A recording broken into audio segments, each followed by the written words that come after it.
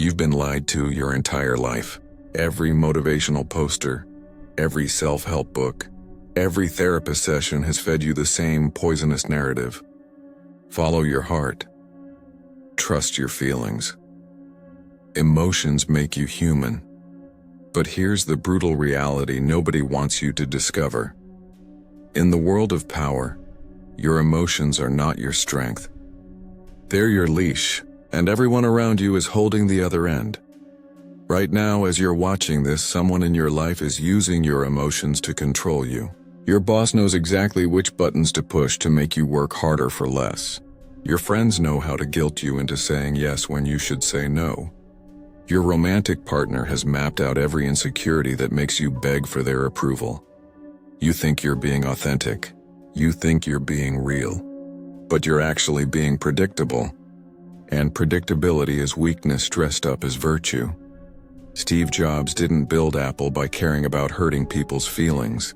Jeff Bezos didn't create Amazon by being emotionally available to his competitors. Every empire, every fortune, every dynasty was built by people who understood one fundamental truth. Emotion is the enemy of excellence. Think about the last time you made a decision based on how you felt. How did that work out for you? Did following your heart lead you to success? Or did it lead you to compromise, regret, and watching others take what should have been yours? The most successful people in history weren't driven by emotion. They were driven by strategy. They didn't react to situations. They responded. And there's a world of difference between those two approaches. Machiavelli wrote in The Prince, "Since love and fear can hardly exist together, if we must choose between them, it is far safer to be feared than loved." But modern society has convinced you that being feared is evil, that being loved is noble. They've weaponized your empathy against you. Every time you choose to be nice instead of necessary, you're choosing weakness. Every time you prioritize someone else's comfort over your own success, you're volunteering to be a victim. Every time you let your emotions guide your decisions, you're handing over your power to whoever is willing to exploit those emotions. Here's what they don't want you to understand. The people who control the world don't have more feelings than you. They have more control over their feelings than you. They've learned to use emotion as a tool, not live as its slave. You've been conditioned to believe that suppressing emotion makes you cold, calculating, inhuman. But what if I told you that mastering your emotions doesn't make you less human? It makes you more powerful than the humans who are slaves to their impulses. What if empathy isn't a virtue but a vulnerability? What if compassion isn't strength, but a strategic disadvantage in a world where everyone else is playing to win? Type control over chaos in the comments if you're ready to stop being ruled by emotion and start ruling through calculation. Because what I'm about to show you will fundamentally change how you see every relationship, every negotiation, every moment of conflict in your life. The question isn't whether you have emotions. The question is, do you control them or do they control you? And if you're honest with yourself, you already know the answer. But by the end of this video, that answer is going to change forever. But that's just the beginning of this uncomfortable truth. Let me show you exactly how your emotions have been weaponized against you, and why every empire in history has fallen when its leaders started feeling too much. Picture this. A CEO gets angry during a board meeting. He raises his voice, shows frustration, and lets his emotions drive his response. Within 6 months, the board votes him out, not because he was wrong about the business decision, but because he showed them his emotional cards. He revealed his triggers. He gave them a map of his weaknesses. Now picture this. A woman is in a toxic relationship.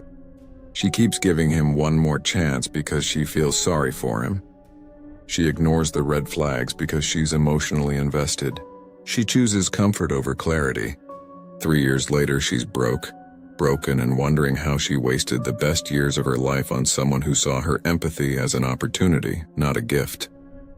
This is the emotional trap, and you're living in it right now. Every great empire in history collapsed the same way. Rome didn't fall because of barbarians at the gates. Rome fell because Roman leaders started prioritizing comfort over conquest, feelings over facts, and popularity over power. They chose what felt good over what was necessary. And the moment a civilization starts making decisions based on emotion rather than strategy, it signs its own death warrant. The same pattern plays out in your personal life every single day. You have a goal, a dream, a vision for your future, but then emotion interferes. You feel bad about setting boundaries, so you let people walk all over you. You feel guilty about prioritizing yourself, so you sacrifice your time for other people's priorities. You feel uncomfortable with conflict, so you avoid the difficult conversations that would actually solve your problems. Modern psychology has identified this phenomenon. It's called emotional reasoning, the cognitive distortion where you believe that because you feel something, it must be true.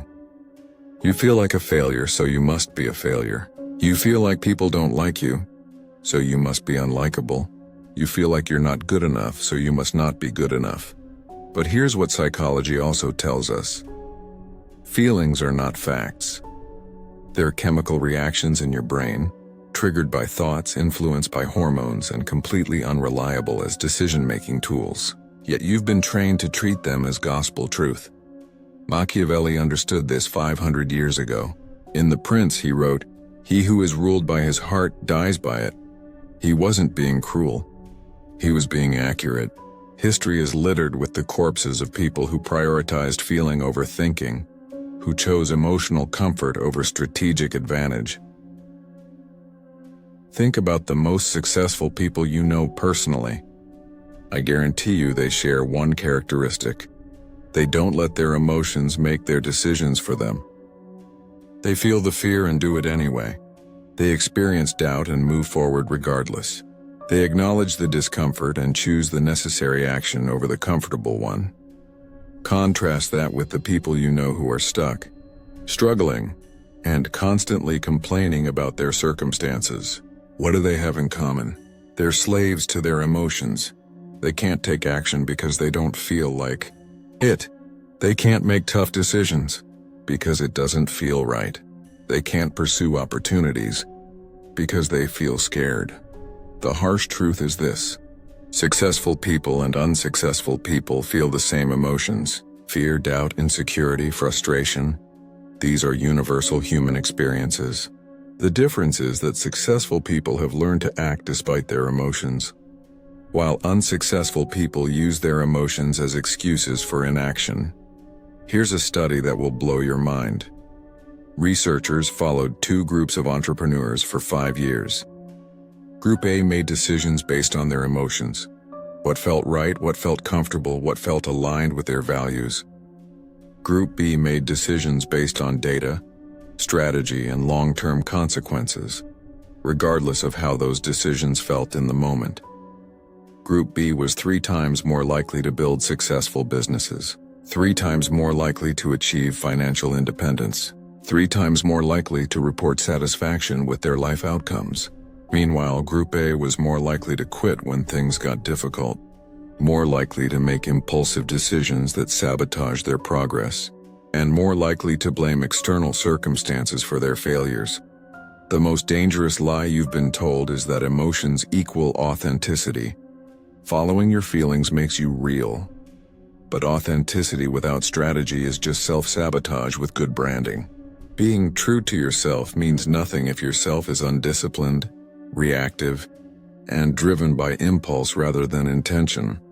In the world of power, whether that's business, relationships, or personal achievement, there are predators and there is prey.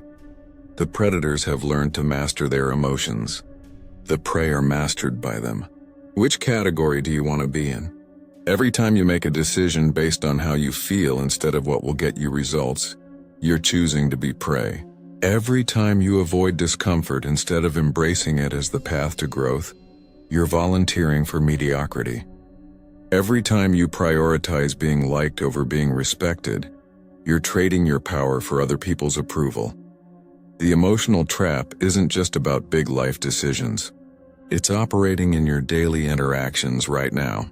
You don't speak up in meetings because you feel uncomfortable with conflict. You don't ask for that raise because you feel awkward about negotiation. You don't end that draining friendship because you feel guilty about hurting someone's feelings. Meanwhile, the people who are getting what you want are making the moves you're too emotionally paralyzed to make. They're having the conversations you're avoiding.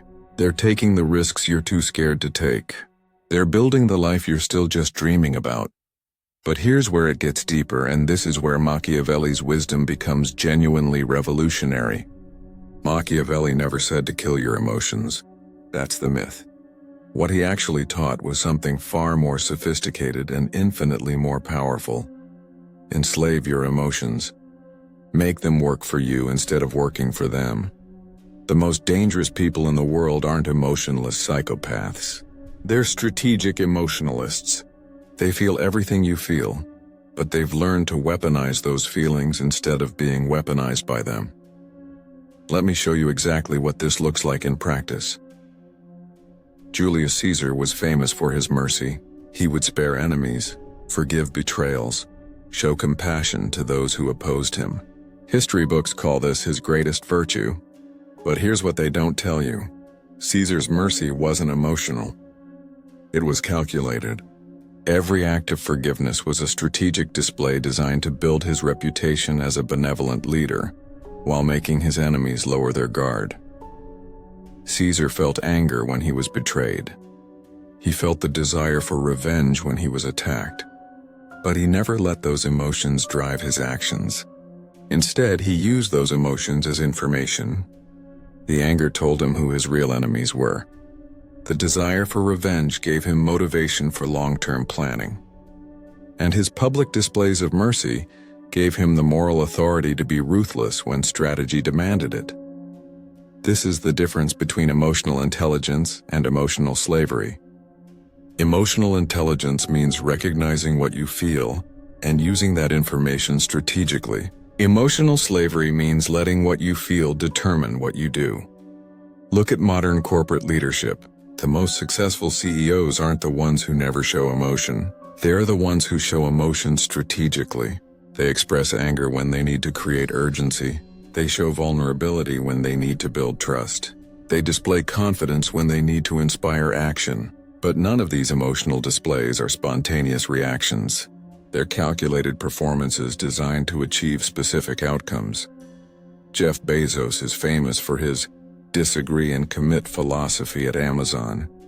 In meetings, he would express strong disagreement with decisions, showing passion and conviction. But once the team made a choice, he would commit completely to that direction, regardless of his personal feelings about it. His emotions informed his input, but they never controlled his actions. This is what Machiavelli meant when he wrote, "The lion cannot defend himself from traps, and the fox cannot defend himself from wolves. One must therefore be a fox to recognize traps and a lion to frighten wolves. The fox uses cunning, including emotional manipulation. The lion uses force, including controlled displays of power. Both are tools in the arsenal of someone who understands that emotion is currency, not guidance." Think about the last time someone manipulated you. How did they do it? They didn't use logic or reason. They used emotion. They made you feel guilty or scared or excited or sorry for them. They identified your emotional triggers and pressed them like buttons on a control panel. And it worked, because you treated your emotional response as truth instead of recognizing it as manipulation. Now flip the script. Think about the times when you've been most persuasive, most influential, most able to get what you wanted from other people. I guarantee you weren't just presenting facts and logical arguments. You were creating emotional experiences. You were making people feel something that motivated them to give you what you needed. This isn't evil. This is reality. Human beings are emotional creatures who make decisions based on feelings and then use logic to justify those decisions after the fact. Understanding this doesn't make you a manipulator. It makes you effective. The manipulation happens when you use emotional influence for purely selfish ends, without regard for the other person's well-being.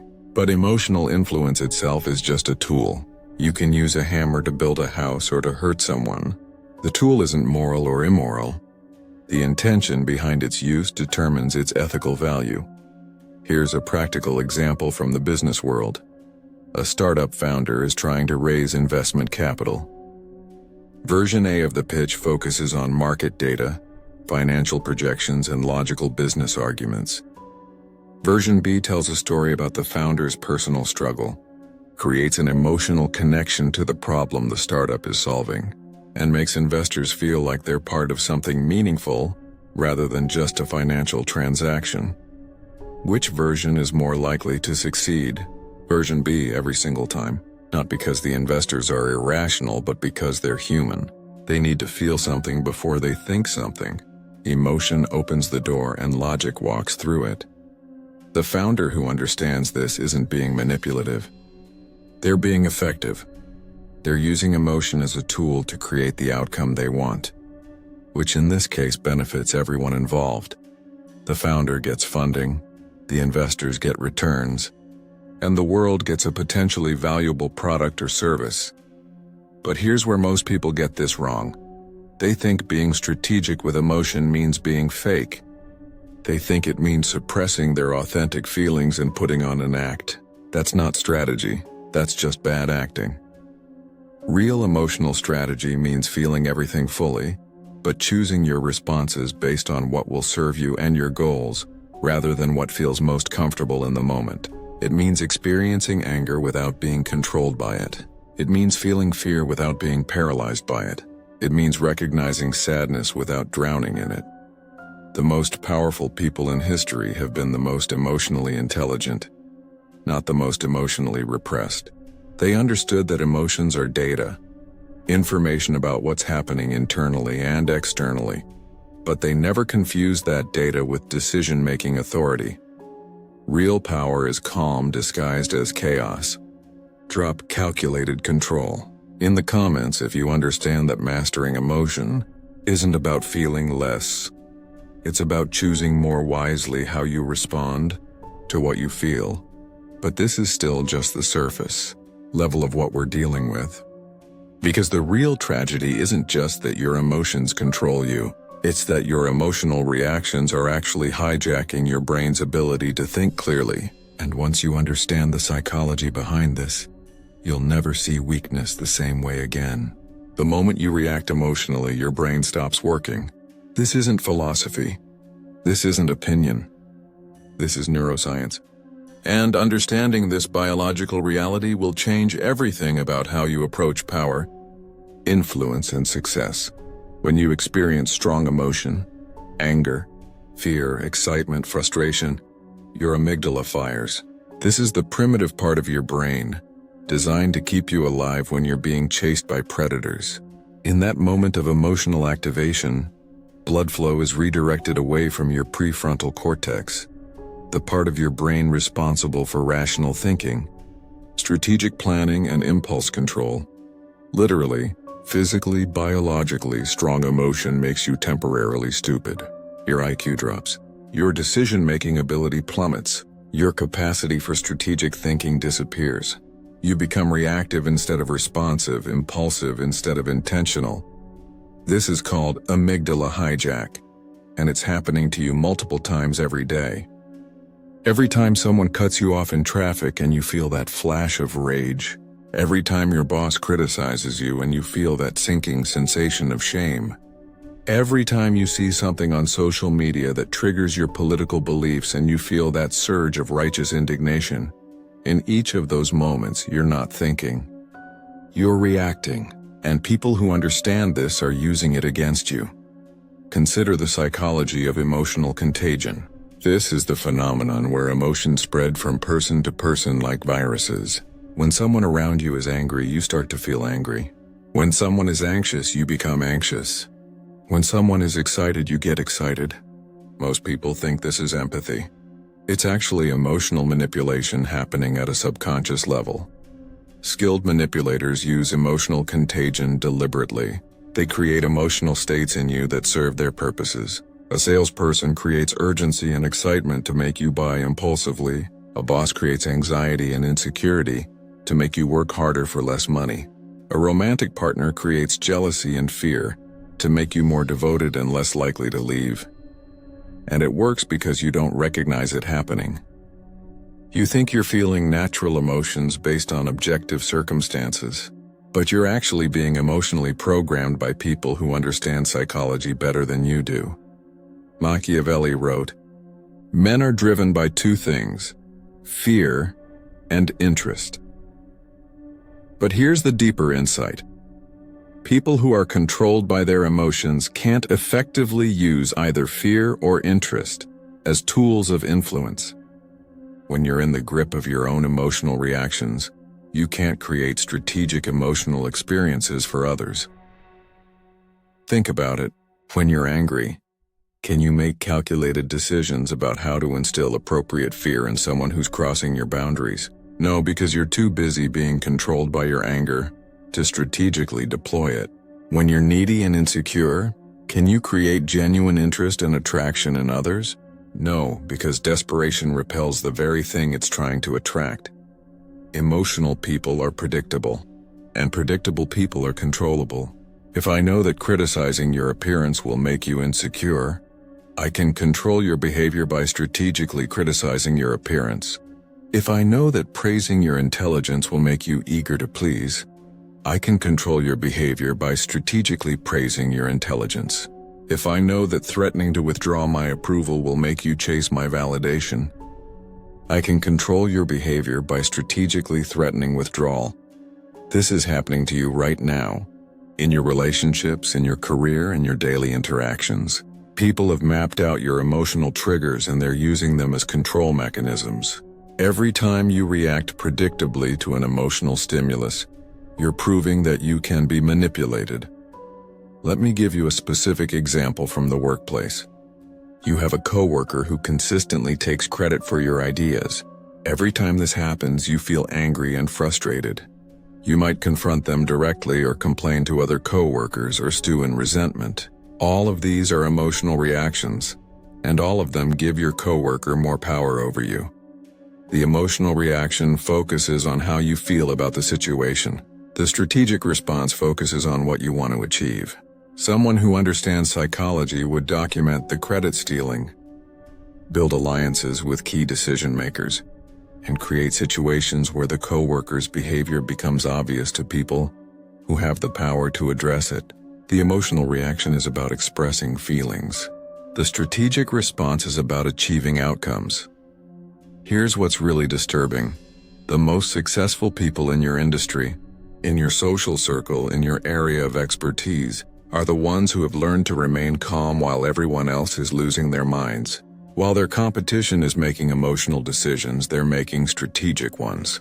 While their peers are reacting to situations, they're responding to them. This creates a compound advantage. Not only are they thinking more clearly than everyone else, but they're also becoming the people others turn to for guidance. When emotions are running high, they become the calm center that others orbit around. They become the voice of reason in situations where reason is desperately needed. The research on this is overwhelming. Studies show that people who can regulate their emotions under pressure are more likely to be promoted, more likely to be trusted with important decisions, more likely to be seen as leadership material. Meanwhile, people who are known for emotional reactions are passed over for opportunities, excluded from important conversations, and seen as liabilities rather than assets. But here's the most manipulative part of this entire system. Society has convinced you that being emotional is authentic, while being strategic is cold and calculating. They've made you believe that controlling your emotions makes you less human, when in reality it makes you more effective. You've been programmed to see emotional control as a character flaw, when it's actually a competitive advantage. You've been taught to value emotional expression over emotional intelligence, when emotional intelligence is what separates leaders from followers, winners from losers, predators from prey. The people who benefit from your emotional reactions, your boss who underpays you, your friends who take advantage of your generosity, your romantic partners who manipulate your insecurities. They love that you've been convinced that emotional control is somehow evil or inhuman. Because your emotional reactions are what give them power over you. Every time you let someone else's behavior determine your emotional state, you're giving them remote control over your internal experience. Every time you react instead of respond, you're proving that you can be manipulated. Every time you make decisions based on how you feel instead of what you want to achieve, you're choosing weakness over strength. The moment you react, you lose. Because in that moment of reaction, you're not thinking strategically about how to win. You're just expressing how you feel about losing. But the solution isn't to stop feeling. The solution is to stop letting your feelings make your decisions. And that requires understanding the most powerful psychological principle most people never learn: the law of detachment. Detachment isn't cruelty, it's clarity. And clarity is the most powerful force in human psychology because it's the rarest. Most people live their entire lives in emotional fog. They can't see situations clearly because they're too emotionally invested in the outcomes. They can't make objective decisions because they're too attached to specific results. They can't respond strategically because they're too busy reacting emotionally. But when you learn to detach, to observe situations without being consumed by them, to care about outcomes without being controlled by them, you gain a psychological advantage that most people will never understand. Let me tell you about Marcus Aurelius, the Roman emperor who wrote Meditations while leading one of the most powerful empires in human history. Marcus faced plague, war, betrayal, and personal tragedy, but his writings reveal a man who had learned to observe his own emotions like a scientist studying data. "You have power over your mind, not outside events," he wrote. "Realize this and you will find strength." This isn't philosophical poetry. This is psychological technology. Marcus understood that emotional attachment to outcomes is the source of suffering, while detachment from outcomes is the source of power. Here's how this works in practice. Imagine you're in a negotiation for a job, a business deal, a relationship boundary, whatever. If you're emotionally attached to getting a specific outcome, you're already at a disadvantage. Your need for that outcome creates desperation, and desperation is weakness that others can smell from across the room. But if you're detached from the outcome, if you genuinely don't need this specific deal to work out because you have other options, other plans, other paths to success, you negotiate from a position of strength. You can walk away if the terms aren't favorable. You can make requests that serve your interests without fear of rejection. You can remain calm and strategic while the other party becomes emotional and reactive. This isn't about not caring. It's about caring strategically. You care deeply about your long-term success, your overall well-being, your fundamental values, but you don't attach your emotional state to any single outcome, any single person's opinion, any single opportunity.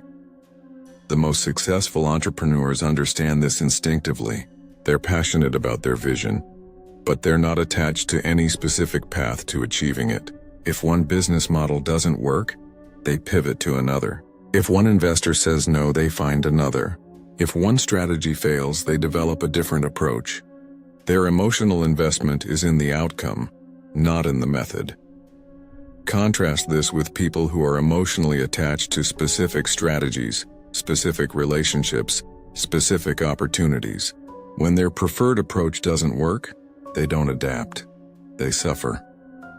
They keep trying the same tactics that aren't working because they're emotionally invested in those tactics. They stay in toxic relationships because they're attached to the fantasy of what those relationships could become.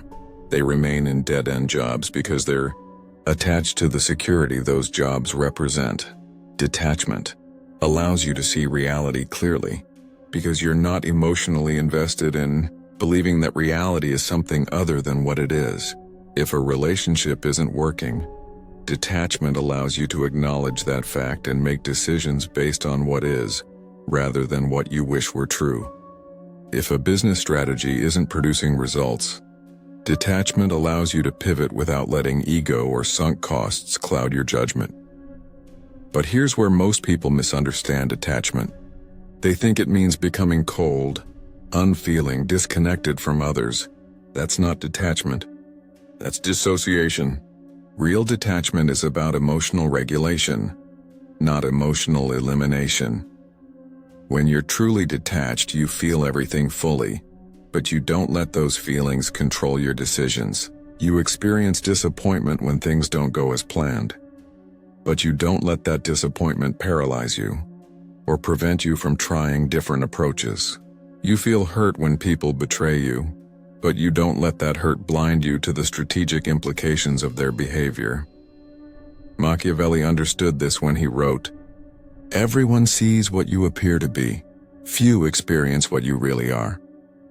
The appearance of detachment, remaining calm under pressure, not reacting emotionally to provocations, maintaining strategic focus regardless of circumstances.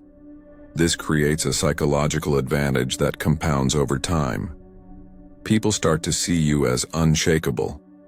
They begin to view you as someone who can be trusted with important decisions, because you won't make those decisions based on temporary emotions. They recognize that you're operating from a different level of consciousness than people who are slaves to their immediate emotional reactions. Here's a practical exercise that will transform your relationship with detachment.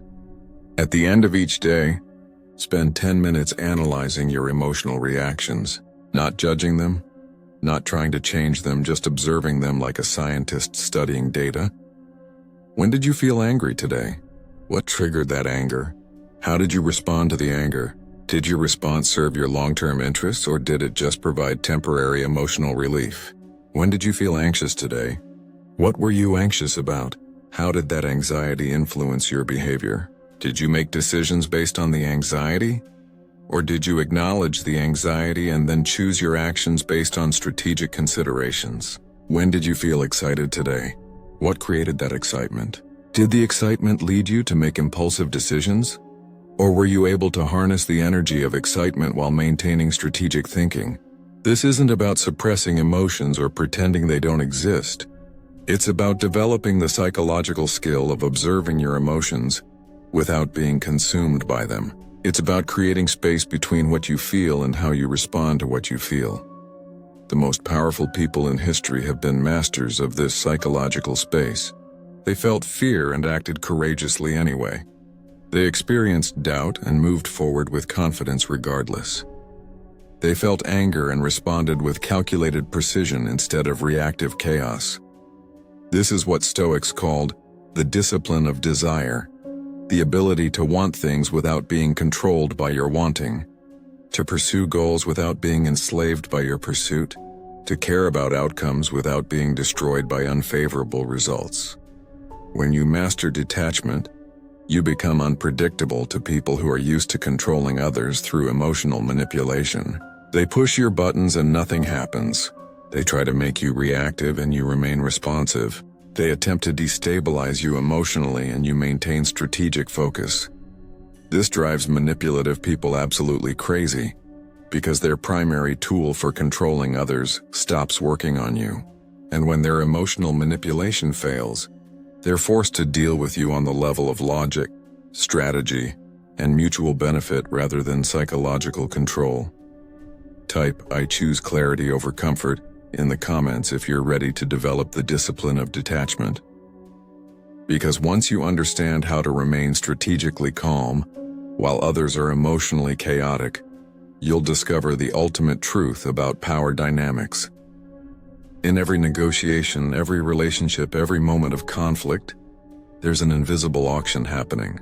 And the currency isn't money, status, or even information. The currency is emotional control. The person who maintains their composure while others lose theirs doesn't just win the immediate interaction. They establish psychological dominance that influences every future interaction.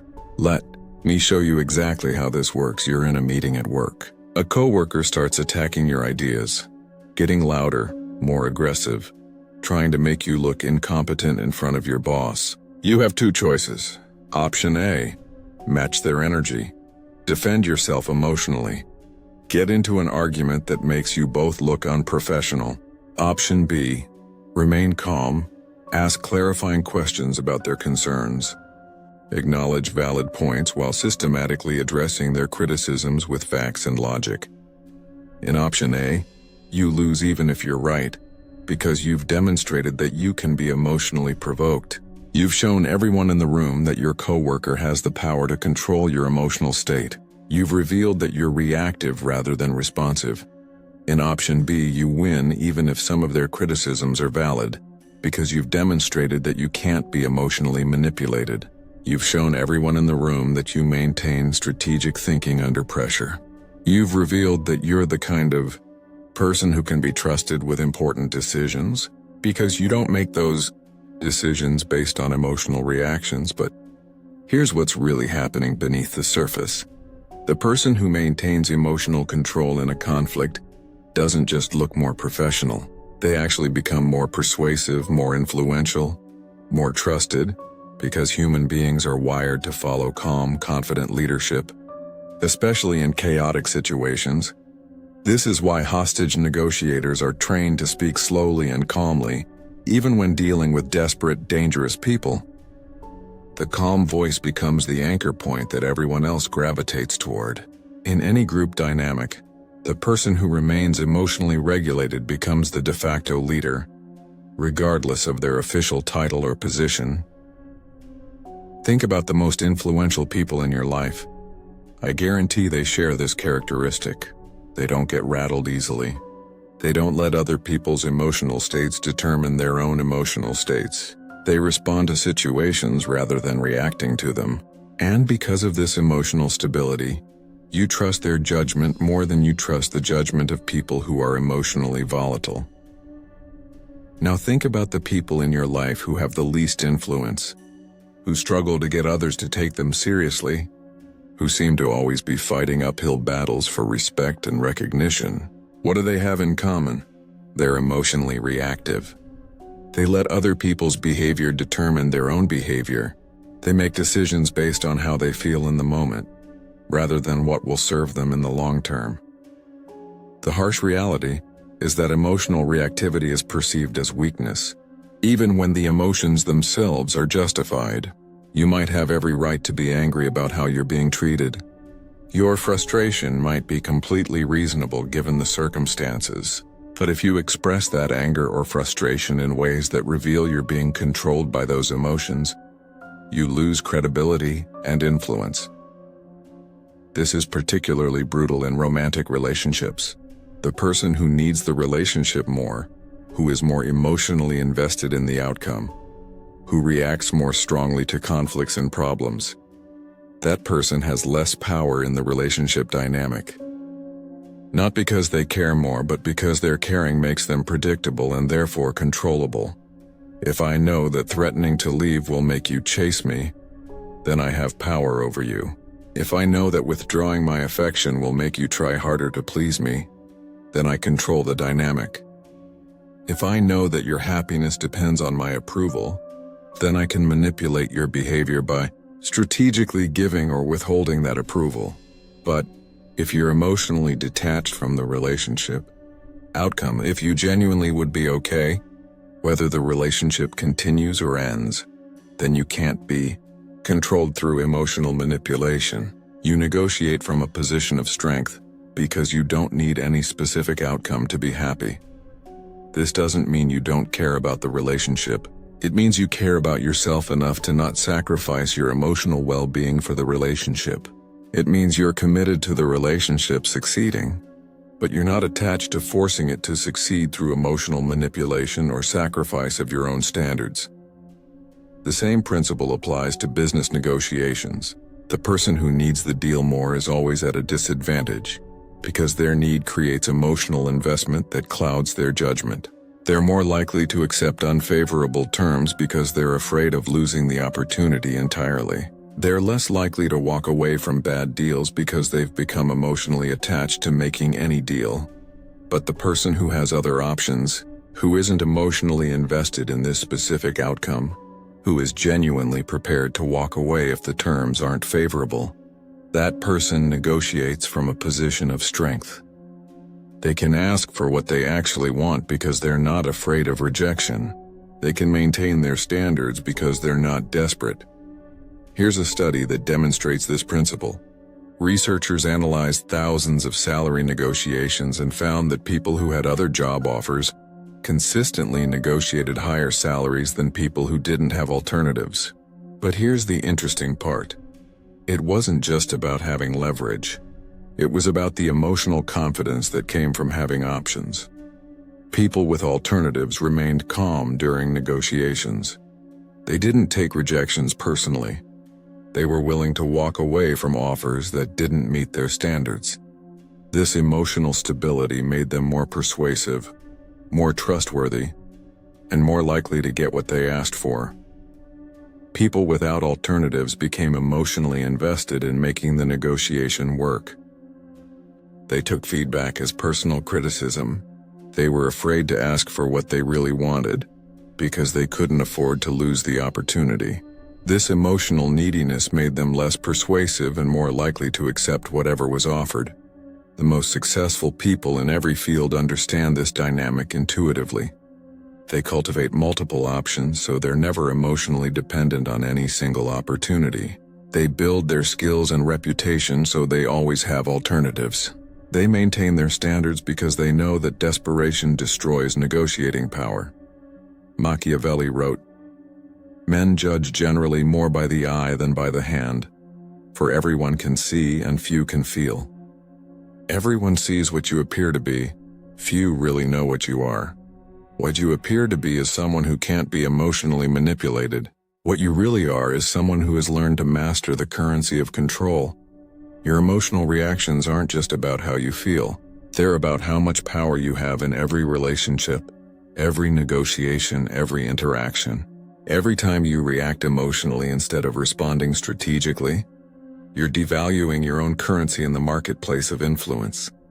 But when you learn to maintain emotional control while others are losing theirs, you don't just win individual interactions. You establish a reputation as someone who can be trusted with important decisions, who can handle pressure, who operates from a level of consciousness that most people never achieve. The least emotional person doesn't just win the argument. They win the relationship. They win the negotiation. They win the respect and influence that comes from being seen as someone who can't be controlled through emotional manipulation. And once you understand this dynamic, you'll start to notice something even more powerful happening. Something that most people never discover because they're too busy being controlled by their emotions to recognize it. The strongest manipulation isn't anger, fear, or even love. It's indifference. And once you understand how to wield indifference strategically, you'll have access to a form of psychological influence that most people never even recognize is being used against them. Indifference is the ultimate display of emotional control because it demonstrates that someone else's behavior has no power over your internal state. When you're truly indifferent to someone's approval, criticism, threats, or manipulation attempts, you become psychologically untouchable. And psychological untouchability is the highest form of power. But here's what makes indifference so dangerous as a tool of influence. It creates obsession in others. Human beings are wired to seek approval and validation from people who seem superior to them. When you remain indifferent to someone's attempts to impress you, control you, or manipulate you, you automatically establish yourself as having higher status than them. Think about the psychology of romantic attraction. Who has more power in a dating dynamic? The person who is obviously interested and available, or the person who seems indifferent to whether the interaction continues? The person who texts back immediately and enthusiastically, or the person who takes time to respond and doesn't seem affected by the conversation? This isn't game playing or manipulation tactics. This is fundamental human psychology. We assign higher value to things that are scarce, difficult to obtain, or indifferent to our attention. We become obsessed with people who don't seem to need our approval or validation. Machiavelli understood this when he wrote, "Men sooner forget the death of their father than the loss of their property." He was observing that people become more attached to things they might lose than to things they already possess. Indifference creates the perception of scarcity, which triggers obsession and pursuit. Let me show you how this works in practical situations. You have a boss who tries to control you through emotional manipulation, guilt trips, threats, attempts to make you feel insecure about your job performance. Most people respond to this manipulation by becoming more anxious, more eager to please, more reactive to the boss's moods and demands. But if you respond with strategic indifference, if you remain calm and professional regardless of their emotional tactics, if you don't seem affected by their approval or disapproval, if you maintain your own standards and boundaries without being swayed by their manipulation, something interesting happens. Your boss starts paying more attention to you. They start seeking your approval instead of assuming they have it. They become more careful about how they treat you because their usual manipulation tactics don't work. Your indifference forces them to deal with you on the level of professional competence, rather than emotional control. This same dynamic plays out in social situations. The person who is trying too hard to be liked, who is obviously seeking validation and approval from the group, who reacts strongly to social feedback, that person has low status in the social hierarchy, regardless of their other qualifications or achievements. But the person who seems genuinely indifferent to whether others like them or not, who doesn't change their behavior based on social feedback, who maintains their own standards regardless of group pressure, that person automatically has higher status. People start competing for their attention instead of taking it for granted. Here's what's really happening psychologically. When you're indifferent to someone's opinion of you, you're demonstrating that you have other sources of validation, other options, other priorities that are more important than their approval. This suggests that you have access to resources, social, professional, or personal, that they don't have access to. Indifference signals abundance. It suggests that you have so many opportunities, so many relationships, so many sources of satisfaction, that any single person's opinion or behavior doesn't significantly impact your overall well-being. And abundance is attractive because it's rare. Most people are walking around desperate for validation, approval, and positive attention. They're emotionally dependent on other people's opinions of them. They make decisions based on what others will think, rather than what serves their own interests. This emotional neediness is obvious to everyone around them, and it destroys their influence and attractiveness. But when you genuinely don't need other people's approval to feel good about yourself, when you're not emotionally invested in being liked by everyone you meet, when you can maintain your standards and boundaries regardless of social pressure, you stand out from the crowd in a way that creates fascination and respect. Strategic indifference isn't about being cruel or dismissive. It's about being emotionally self-sufficient. It's about having enough confidence in your own worth that you don't need constant external validation to maintain your sense of self. Here's a practical example. You're in a conversation with someone who is trying to impress you with stories about their success, their connections, their achievements. Most people would respond with appropriate enthusiasm, asking follow-up questions, showing interest and admiration. This is what the person is fishing for: validation that their achievements matter to you. But if you respond with polite but genuine indifference, if you acknowledge what they're saying without being impressed by it, if you don't ask the follow-up questions they're hoping for, if you remain focused on your own interests rather than being drawn into celebrating theirs, something shifts in the dynamic. They start trying harder to impress you. They begin seeking your validation instead of assuming they have it. They become more interested in what you think because you don't seem affected by what they're trying to make you think. This is the psychology of scarcity at work. Your attention, your approval, your validation becomes more valuable because it's not easily obtained. And valuable things create desire, pursuit, and obsession. The most successful people in every field understand this principle. They don't chase opportunities. They create conditions where opportunities chase them.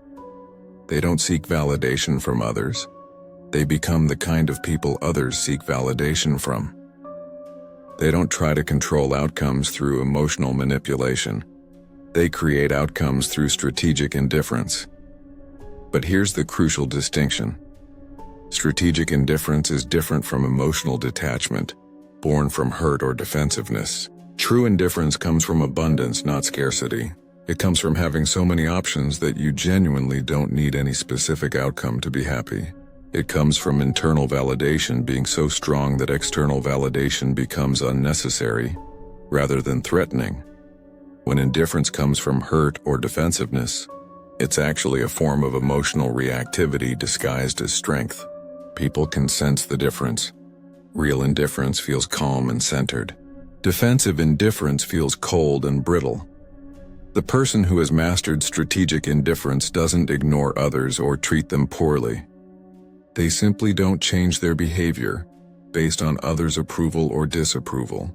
They maintain their own standards, pursue their own goals, and make their own decisions without being swayed by social pressure or emotional manipulation. This creates a powerful psychological dynamic where others begin to orbit around their consistency and strength. People start coming to them for advice, guidance, and leadership because they represent a calm center in a world of emotional chaos. Never chase, only attract through silence. Drop that phrase in the comments if you understand that the most powerful position in any relationship is the position of not needing that relationship to validate your worth, because when you truly understand the psychology of indifference, you'll discover something that will change how you see every interaction for the rest of your life. Look inward. Right now. Not tomorrow. Not when you finish this video, but right now. Every emotion you don't control is a weapon someone else is using against you. Every trigger you haven't mastered is a button other people are pushing to get what they want from you. Every reaction you can't regulate is a strategy someone else is exploiting to manipulate your behavior. This is Machiavelli's mirror, the brutal self-reflection that separates people who think they understand power from people who actually possess it. Most people live their entire lives without ever looking into this mirror. They go through relationship after relationship, wondering why they keep attracting the same type of person. They move from job to job, wondering why they keep having the same conflicts with authority figures. They struggle with the same patterns of self-sabotage year after year without ever examining the emotional programming that creates those patterns. But the people who truly understand power, who build lasting influence, create sustainable success, and maintain control over their circumstances, these people have learned to use Machiavelli's mirror regularly. They analyze their emotional responses like scientists studying data. They identify their triggers like generals studying enemy intelligence. They treat their psychological weaknesses like security vulnerabilities that need to be patched. Here's what this looks like in practice. Every night before you go to sleep, you spend 10 minutes in ruthless self-examination, not self-judgment, not self-criticism, but objective analysis of your emotional reactions throughout the day. When did you feel triggered today? What specific words, behaviors, or situations caused you to have an emotional reaction that wasn't strategically useful? Who was present when this happened? What did they gain from your emotional reaction? How did your reaction serve their interest rather than yours? When did you seek validation today?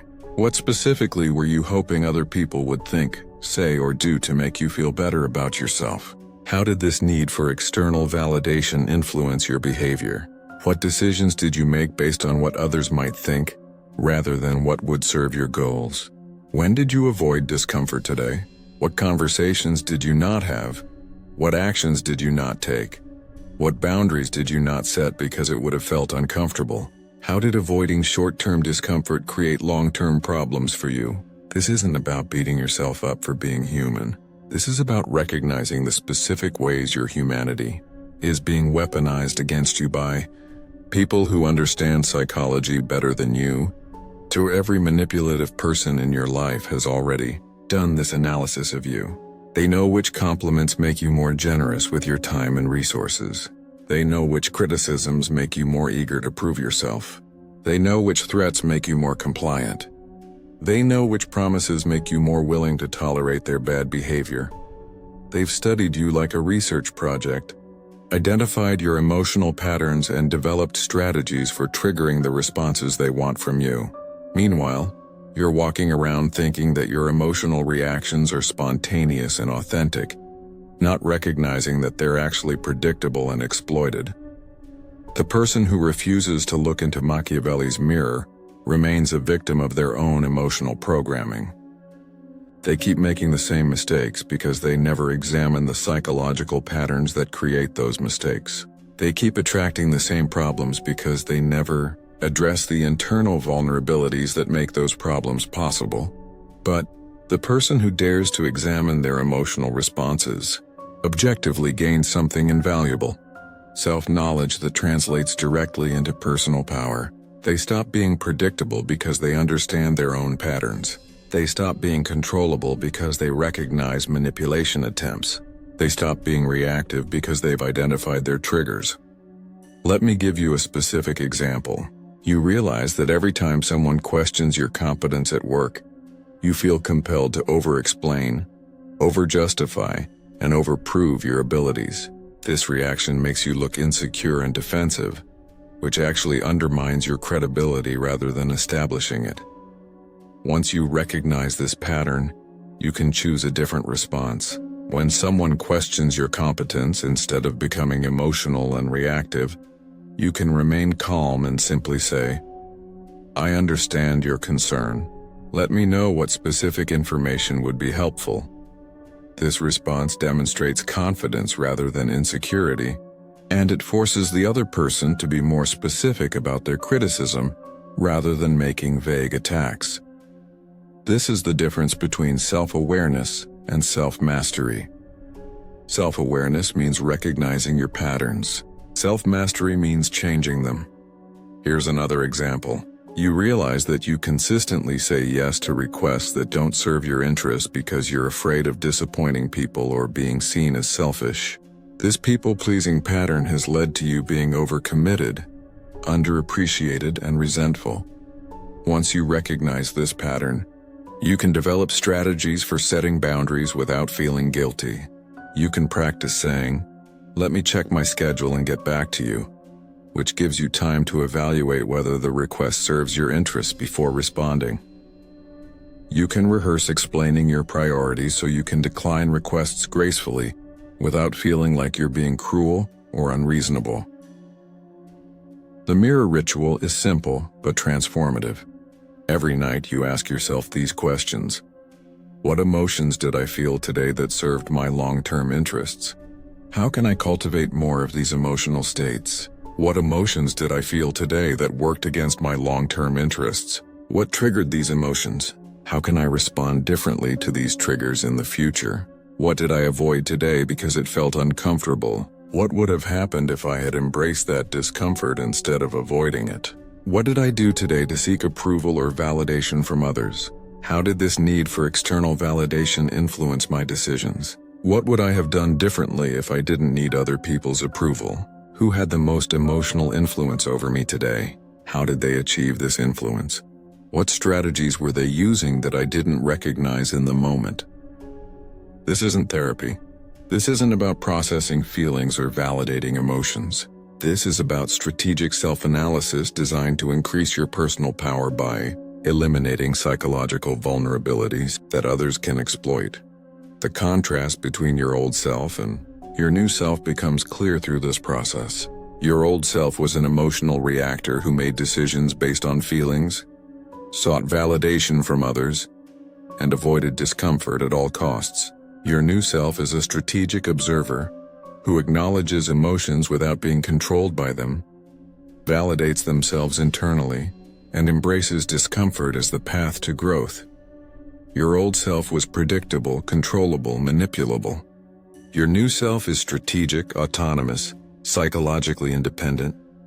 Your old self gave other people remote control over your emotional state.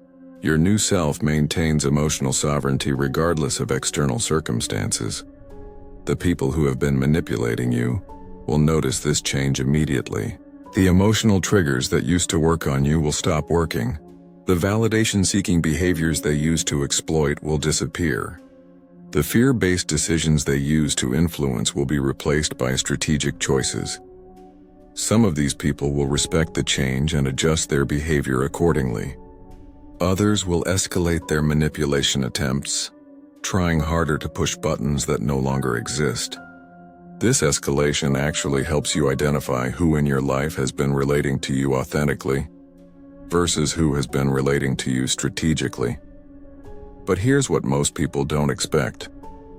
As you gain control over your emotional reactions, you don't become less human, you become more powerful. And power, when combined with strategic thinking and emotional intelligence, creates something that most people never experience.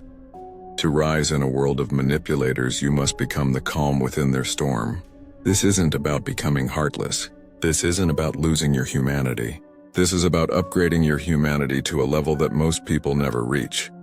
You are about to undergo a ruthless rebirth, not ruthless toward others, but ruthless toward the parts of yourself that have been keeping you weak, reactive, and controllable.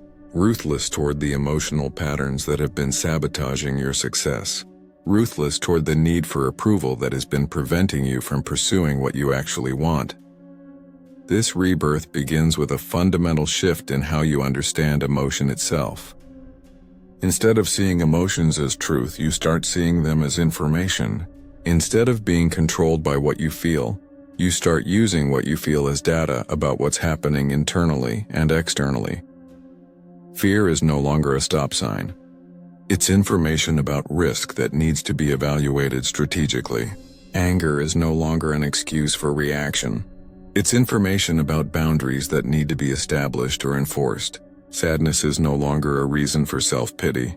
It's information about losses that need to be processed and integrated. But here's where this gets revolutionary. As you develop this new relationship with emotion, you don't become less passionate or less engaged with life. You become more strategically passionate. You become more intentionally engaged. You start channeling emotional energy toward goals and outcomes rather than wasting it on reactions and drama. This is the synthesis of Stoicism and Machiavellianism that creates unstoppable personal power. The Stoic principle teaches you to control what you can control and accept what you can't. The Machiavellian principle teaches you to use that control strategically to achieve your objectives and protect your interests. Feel, but never show, unless showing serves your strategic purpose. Experience emotion fully, but never let emotion make your decisions for you. Care deeply about outcomes, but never become so attached to specific outcomes that you can't adapt when circumstances change. Imagine emotion as fire contained within a glass cage. The fire still burns, intense, powerful, alive, but it's contained, controlled, directed toward useful purposes rather than destroying everything around it. The heat can be harnessed for energy. The light can be used for illumination, but the fire cannot spread beyond the boundaries you've established for it. This is what emotional mastery actually looks like. Not the absence of feeling, but the strategic direction of feeling. Not emotional numbness, but emotional precision. Not heartlessness, but intelligent heart use. Let me show you what this transformation looks like in different areas of life. In relationships, you stop being needy and start being selective. You stop seeking validation and start providing value. You stop reacting to other people's moods and start maintaining your own emotional center. This doesn't make you cold or distant. It makes you attractive and dependable. People start gravitating toward your emotional stability. They begin seeking your perspective on problems because you can think clearly when others are overwhelmed. They start trusting you with sensitive information because you don't react dramatically to what they tell you. In your career, you stop taking criticism personally and start using it strategically. You stop avoiding difficult conversations and start seeing them as opportunities to establish boundaries and clarify expectations. You stop competing emotionally with colleagues and start competing strategically through competence and results. Your professional reputation shifts from someone who is talented but unpredictable to someone who is talented and reliable. You become the person others turn to when important decisions need to be made, when difficult problems need to be solved, when leadership is needed in challenging situations. In your personal development, you stop making excuses based on how you feel and start taking actions based on what you want to achieve.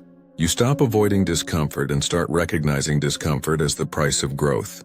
You stop seeking external validation and start building internal validation through competence, integrity, and self-respect. This creates a compound effect where your increased emotional control leads to better decisions, which lead to better outcomes, which build your confidence, which reinforces your emotional control. Success breeds success, but only when that success is built on the foundation of psychological sovereignty. But here's what makes this rebirth truly ruthless. You start recognizing manipulation attempts immediately, and you respond to them strategically rather than emotionally. When someone tries to make you feel guilty for setting boundaries, you recognize the manipulation and maintain your boundaries anyway. When someone tries to create artificial urgency to pressure you into quick decisions, you recognize the tactic and take the time you need to evaluate properly. When someone tries to use your empathy against you by playing victim when they're actually being manipulative, you recognize the performance and respond to their behavior rather than their emotional display. This ability to see through manipulation attempts while others are still falling for them gives you a massive advantage in every area of life. You can maintain compassion for people's genuine struggles while remaining immune to their strategic emotional displays. You develop what I call empathetic immunity, the ability to understand what others are feeling without taking responsibility for managing their feelings. You can care about someone's well-being without sacrificing your own well-being to make them feel better. You can be supportive without being exploitable. The old you would have felt guilty about this level of discernment. The old you would have worried about being too harsh, too calculating, too strategic in your relationships. But the new you understands that being strategically compassionate is actually more loving than being emotionally reactive. When you maintain your own emotional center, you can be genuinely helpful to others instead of just being emotionally enmeshed with their problems. When you set clear boundaries, you create space for authentic relationships instead of codependent dynamics. When you respond rather than react, you contribute to solutions instead of escalating drama. This is the ultimate irony of emotional mastery. By caring less about what others think of you, you become more worthy of their respect. By needing less from relationships, you become more valuable in relationships. By being less emotionally available for manipulation, you become more emotionally available for genuine connection. The fire in the glass cage burns brighter and more consistently than wildfire that consumes everything in its path. Controlled emotion is more powerful than uncontrolled emotion, not because it's less intense, but because it's more purposeful. Type, "I own my emotions." They no longer own me in the comments if you're ready to complete this ruthless rebirth. Because there's one final truth about emotional mastery that will determine whether you use this knowledge to build something meaningful or just to protect yourself from being manipulated. This is not the death of emotion. This is its coronation under your command. You now possess something that most people will never have: complete sovereignty over your internal experience. You cannot be emotionally manipulated because you've learned to observe manipulation attempts objectively rather than react to them emotionally. You cannot be controlled through fear, guilt, or artificial scarcity because you've developed internal validation that doesn't depend on external circumstances. You cannot be destabilized by other people's chaos because you've learned to maintain your own center, regardless of what's happening around you. This is what real power looks like. Not the ability to control others, but the inability to be controlled by others. Not the capacity to manipulate emotions, but the immunity to emotional manipulation. Not the skill of creating drama, but the wisdom to remain calm while others create drama around you. The iron heart is not cold. It's unbreakable. It feels everything fully but cannot be shattered by what it feels. It experiences disappointment without being paralyzed by it. It acknowledges hurt without being destroyed by it. It recognizes fear without being stopped by it. You have learned the most valuable lesson that history's most successful people have understood. Mastery over yourself is the foundation of influence over your circumstances. Self-control is the prerequisite for environmental control. Internal sovereignty creates external power, but with this power comes responsibility. You now have the ability to recognize when others are being controlled by their emotions, when they're making decisions based on fear or insecurity, when they're seeking validation or approval in ways that are self-destructive. You can use this knowledge to exploit their weaknesses, or you can use it to help them develop their own emotional mastery. You can manipulate their emotional triggers for your benefit, or you can model emotional sovereignty in ways that inspire them to develop their own. The choice you make here determines whether you become a predator or a leader. Predators use emotional intelligence to exploit others' weaknesses. Leaders use emotional intelligence to elevate others' strengths. Machiavelli understood this distinction when he wrote about the difference between fear and hatred. A wise leader may need to make decisions that create fear in enemies, but they never make decisions that create hatred in followers. Fear can be strategic. Hatred is always destructive. Use your emotional mastery to build something worth building. Use your immunity to manipulation to protect people who haven't yet developed that immunity. Use your strategic thinking to create value rather than just extract it from others. The world is full of emotionally reactive people who are easy to manipulate, easy to control, easy to exploit.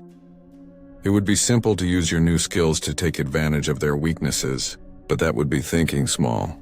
The real opportunity is to use your emotional mastery to create outcomes that serve everyone's interests, to build businesses that provide genuine value, to develop relationships based on mutual respect rather than psychological control, to become the kind of person others look to for guidance when they're ready to develop their own emotional sovereignty. This is the Machiavellian paradox. The more power you have over yourself, the less you need power over others. The more you can control your own emotions, the less you need to manipulate other people's emotions. The stronger your internal validation becomes, the less you need external validation. True power is self-contained. It doesn't need to diminish others to feel strong. It doesn't need to create weakness in others to feel powerful. It creates strength through example rather than control through manipulation. You have now learned to master yourself. This is the ultimate freedom because no external circumstance can take it away from you. Economic conditions, political changes, relationship problems, health challenges, none of these can destroy your emotional sovereignty once you've truly developed it. You are no longer at the mercy of your circumstances because you are no longer at the mercy of your emotional reactions to your circumstances. You can respond to any situation strategically rather than reactively. You can maintain your vision and values regardless of external pressure. You can pursue your goals with consistency rather than being derailed by temporary setbacks or emotional turbulence. This is what Machiavelli meant when he wrote about virtue. Not virtue in the modern moral sense, but the strength of character that allows a person to shape their destiny rather than be shaped by it. The ability to remain strategically focused and emotionally centered regardless of what fortune brings. Control is the ultimate freedom. Drop that phrase in the comments if you understand that freedom isn't the absence of constraints. It's the ability to choose your response to constraints. You now have access to a level of personal power that most people never develop. Use it wisely. Use it strategically. Use it to build something that matters. The iron heart beats with purpose, not passion. It feels deeply but chooses wisely. It cares intensely but acts strategically. Master yourself or be mastered by others. This is the law that governs every relationship, every negotiation, every moment of conflict or cooperation in human life. You now know which side of that equation you choose to be on. The transformation is complete. The power is yours. What you do with it next will determine not just your success, but your legacy. If this video opened your eyes to the reality of emotional manipulation and the power of emotional mastery, hit that like button and subscribe for more uncomfortable truths about power, influence, and human psychology. Share this with someone who needs to hear it. Someone who's been controlled by their emotions for too long. Someone who's ready to stop being a victim of their own reactions and start being the master of their own destiny. The weak will always be ruled by the strong. The question is, which category will you choose to be in? Control over chaos, mastery over mediocrity, power over powerlessness. This is your choice. Make it wisely.